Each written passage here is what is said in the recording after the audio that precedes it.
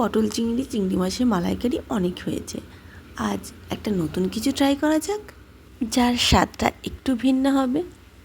চলো আজকের রেসিপিটা দেখতে থাকো আমি কি বানাই।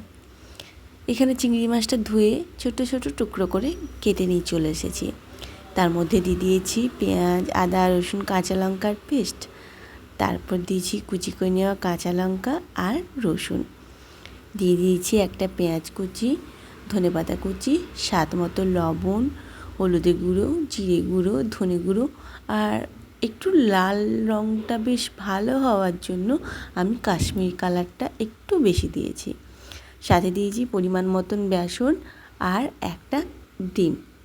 এবার এই সমস্ত কিছুকে বেশ ভালো করে মেখে ফেলতে হবে। কিন্তু জানো তো, আমি একটা জিনিস দিতে ভুলে গেছি। মাখিয়ে নেওয়ার পর মনে পড়লো যে এখানে তো 1 চামচ কর্নফ্লাওয়ার দিতেই ভুলে গেছি।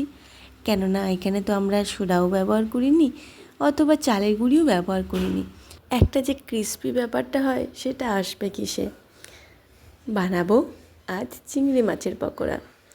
খুব সাধারণ হলেও খেতে কিন্তু অসাধারণ।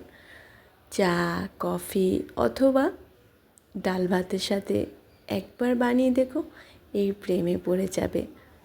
সন্ধ্যার আড্ডায় তো এর ঝুড়ি মেলা ভার। ব্যাস একটা পিঠ হয়ে গেছে, এবার অপর পিঠটা উল্টে দিচ্ছি। তবে আজকের এই পকোড়াগুলো গ্যাসের ফ্লেমটা একটু বাড়িয়ে রেখে উল্টে পাল্টে ভেজে নিতে হবে, তবে কি যে বেশ কুরকুরে ব্যাপারটা সেটা হবে। আর তেলের পরিমাণটা একটু বেশি দিতে হবে। নাও রেডি আমাদের গরমা গরম চিংড়ি মাছের পকোড়া। কুরকুরে মুচমুচে গরমা গরম চিংড়ি মাছের পকোড়া। দাঁড়াও একটা ভেতরটা ভেঙে দেখাই তোমাদের কেমন হয়েছে।